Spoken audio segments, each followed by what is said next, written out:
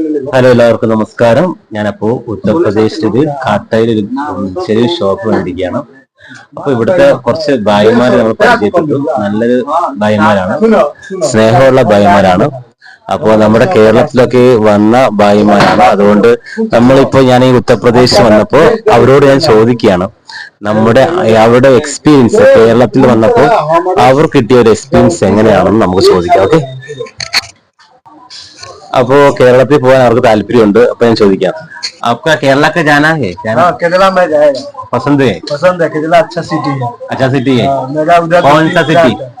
Kerala I don't know, बस केरला मालूम है अच्छा है। कोची കൊച്ചി. കൊച്ചി, ആ, मालूम है केरला। കൊച്ചി. ഓക്കെ, അപ്പൊ കൊച്ചിയൊക്കെ അവർക്ക് കാണാൻ ആഗ്രഹമുണ്ട്.